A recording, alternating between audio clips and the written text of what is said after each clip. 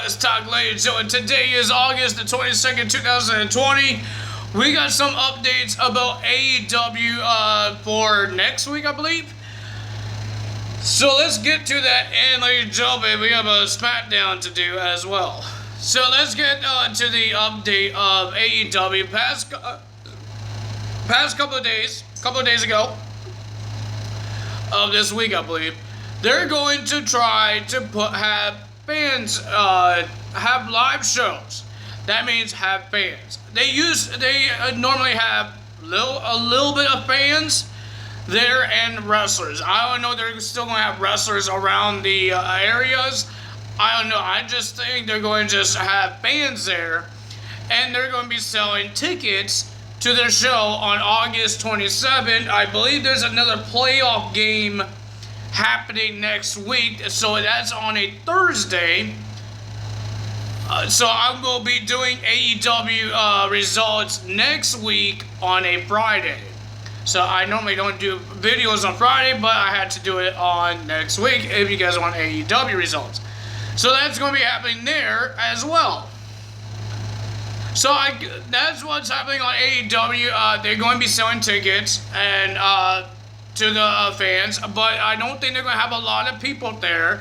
They're going to have some social distance, and I believe they're going to have a box, the plexiglass box thingy. It's going to be like a VIP lounge, VIP seats, like WWE does, indie shows, and stuff like that. I guess something to protect you and all that stuff. They're going to do social distance. They're going to try to do the rules. I believe you have to wear a mask there as well. I believe so. I don't know the rules. I just know they're going to be selling tickets, and I heard that they will be doing the rules of this pandemic stuff that's happening. So yeah, let's see what happens. Let's see what happens on that whole thing between AEW.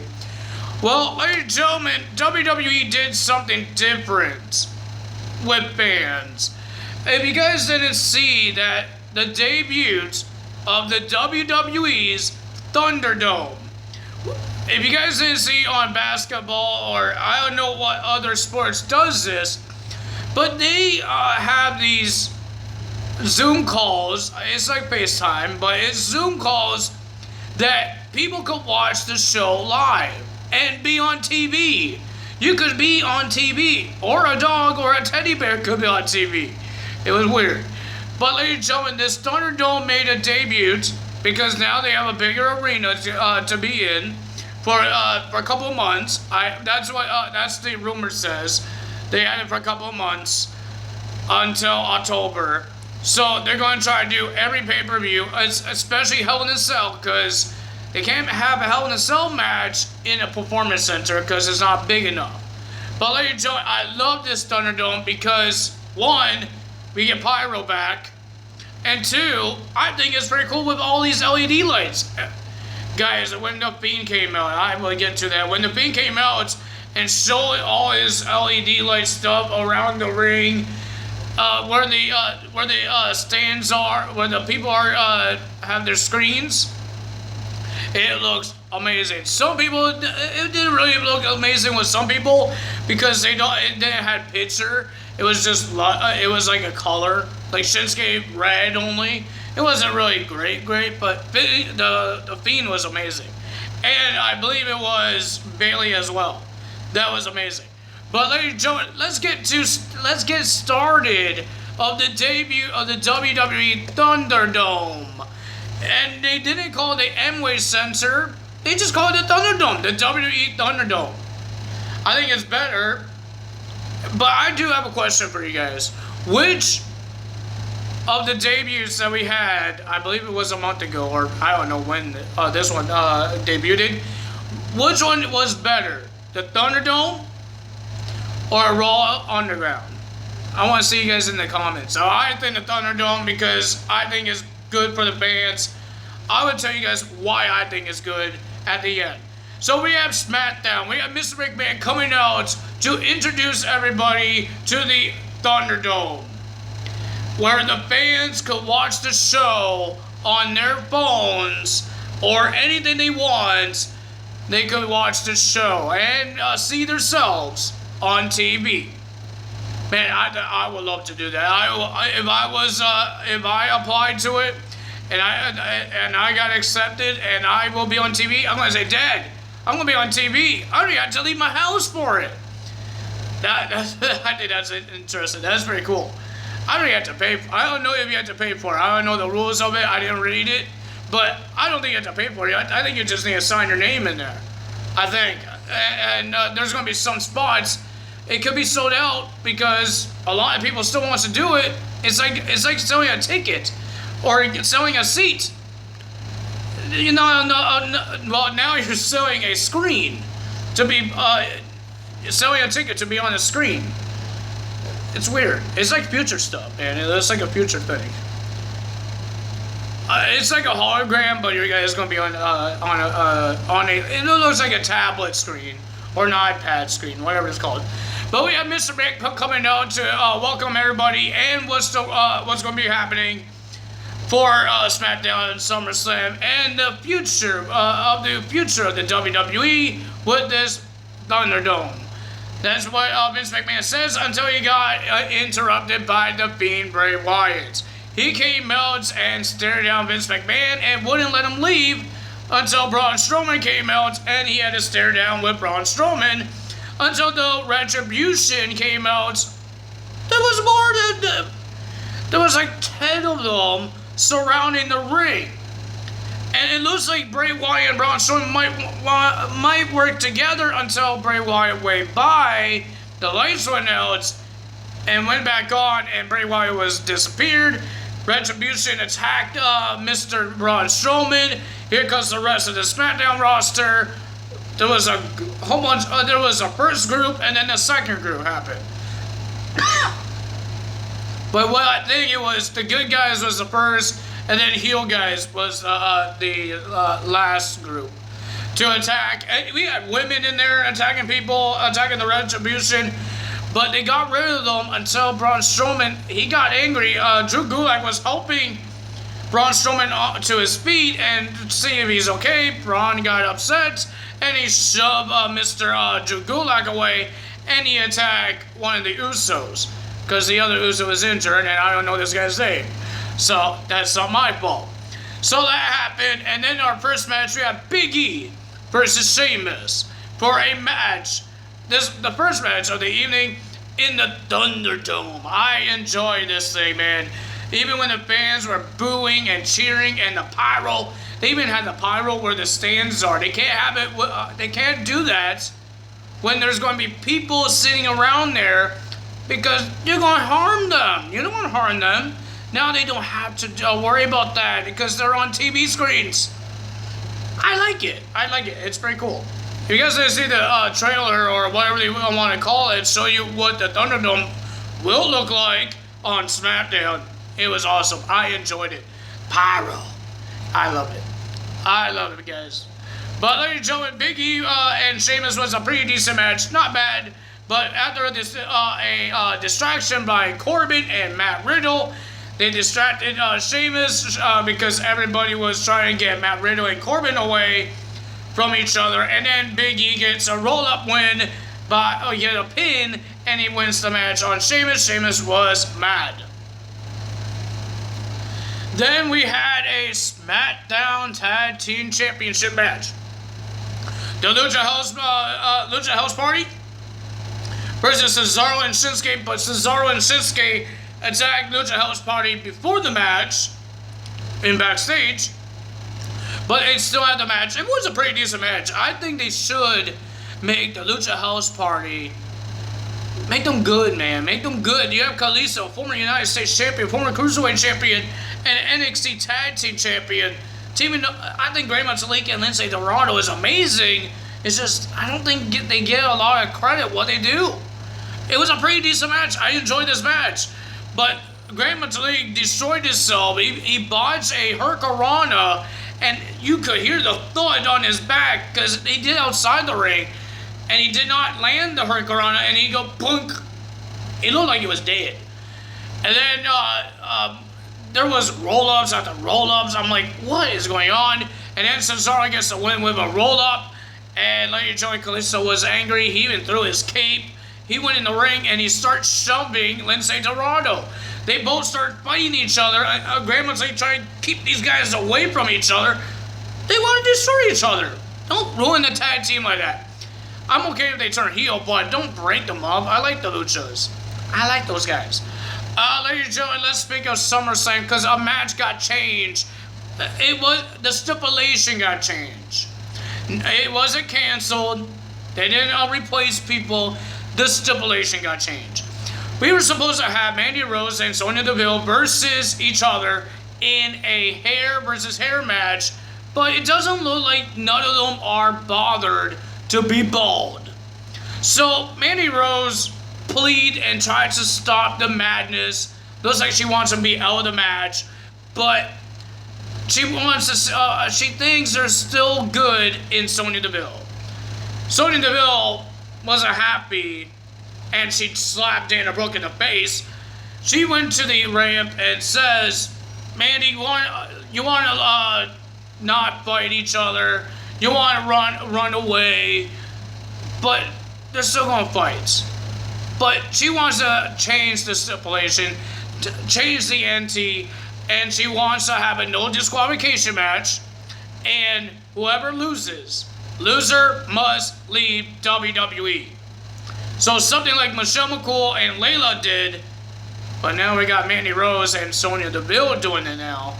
That's happening on SummerSlam. What else we have segments? Oh yeah, AJ Styles attacked, when the Retribution happened, AJ Styles attacked Jeff Hardy and hurt his knee. So he had a knee injury, but he still has a match. He has that Intercontinental Championship match. What else we have? Nothing really big, right? Nothing big. Only at the end. The end was a big thing. Ladies and gentlemen, then we had Naomi was in 2 matches. Well, both Bayley and Sasha wants to find out who's going to be versing Asuka first at SummerSlam. Because nobody wants to verse her first. Somebody has to make her tire out. And then the other one can beat her up. I don't know. But ladies and gentlemen, they were in an interview with Corey Graves.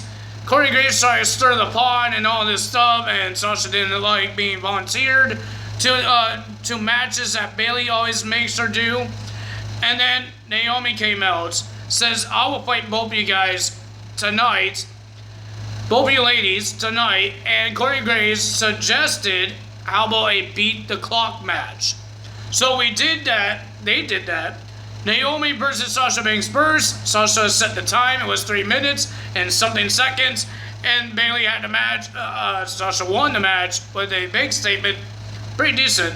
And then we have Bayley versus Naomi to try to make sure the time does not run out and try not to lose the match. But Bayley lost the match to Naomi. So that means Bayley will be versing Asuka first and Sasha Banks will be last. And then here comes Asuka coming out saying things in Japanese and start dancing and attacking Bayley and Sasha Banks. Then we had our main event for the Intercontinental Championship. Jeff Hardy versus AJ Styles for the Intercontinental title. I thought it was a pretty decent match, but ladies and gentlemen, the winner of that match and the new Intercontinental Champion is Jeff Hardy because something happened with the knee brace into the face of AJ Styles. AJ, that was your fault. That's your fault. You're the one that attacked the guy's leg. And he was the one who wants to fight still. So he needs to put a knee brace on. I was trying to put a knee brace on me, but you guys can't see that. So I don't know what I was doing. So it was a pretty decent match. I enjoyed it, but the winner of that match, after a twist of fate and a Swanton Bomb, Jeff Hardy wins the Intercontinental Championship for the 5th time. And he was trying to say some words until he got cut off because that was the end of this SmackDown because they had to do the Firefly Funhouse. So we had the Firefly Funhouse with Bray Wyatt, and I guess they're going to try to do the same thing at the with Braun Strowman and Alexa Bliss when they're about to make out. We had Husky the Piggy Pig as Braun Strowman and Alexa Bliss rabbling rabbit as Alexa Bliss, and they tried to make a romantic thing about Braun Strowman and Alexa Bliss. Bray Wyatt didn't like it. Bray Wyatt was talking about love and all that stuff, and he sensed that Braun Strowman was there. Braun was there. He attacked Bray Wyatt in the Firefly Funhouse, dragged him out of the Funhouse, and he choke slammed him up a loading dock. Referees, personnels were getting Bray Wyatt some help, put him on a stretcher, put him in the ambulance, but the ambulance drove slowly. The garage door did not open, and then the ambulance stopped and was going backwards. It was going backwards, and then the lights turned out red, and then out came the Fiend. The Fiend came out, he stuck his tongue out. I don't know what's the deal with this sticking tongue out, and he started laughing. It was creepy. Oh my God, I love the Thunderdome, and I'm starting to like this rivalry between Braun Strowman and Bray Wyatt. I don't know what's going to happen at SummerSlam. Nikki Cross is a little scared of Alexa Bliss. She might be doing something terribly wrong. Scary happens. We don't know. We don't know. But ladies and gentlemen, that's the end of this of the SmackDown results. But I want to tell you guys what I think about the Thunderdome. I think it's pretty decent. I think it's pretty good for the fans. Because I was thinking, when I took my dog out at night, I was thinking, what happens, remember people, just like me, when you don't have enough money to buy tickets, right? And you have to buy overpriced food for snacks, well, when you're there, you have to pay overpriced stuff, right? Now, you just need to sign your name, get an email, and have a Zoom call, and you're there. But you don't have to pay overpriced snacks. You can go in your own kitchen, eat your free that you bought in the grocery store, but they're not overpriced. But you could go in your own kitchen and eat your own snacks. And you don't have to pay a ticket. Because tickets are a lot of money. If you want to if it's going to be two of you guys, like me and my dad, we love to go wrestling. That's me and my dad's thing. But it's a lot of money, man. It's like a couple $100. It's a lot of money. But now, if you don't have to pay to be part of the WWE's virtual, be part of it, you just need to sign your name, and you could be on TV. Like, it's when you're there in person. When you're there, it's hard to be on TV anyways, because you're a small guy, and the camera's just not going to zoom right into you. But you're on a big screen TV. As it stands, it's going to be easier to see you guys. See yourself on TV, or your family could see you on TV. I don't have Zoom call, whatever it's called. I don't have it, so that's why I didn't apply to it. But if I did, I will apply, and then I will tell my dad, Dad, I'm on TV. And he's going to say, how? I just had to apply to be on it. I didn't have to pay for anything. That's pretty cool for what WWE's doing. Even basketball is doing it. I know basketball did it. WWE's doing it now. They didn't want to do it in the Performance Center because it wasn't a big arena. And this is SummerSlam. I believe last night was like a testing, because you don't want to make the debut of the Thunderdome on the biggest pay-per-view of the summer. So they're going to put on a show that is happening every week, because SummerSlam is a one-time deal every year. It's not every week. It's not going to happen next Sunday, or the other Sunday, or the other Sunday.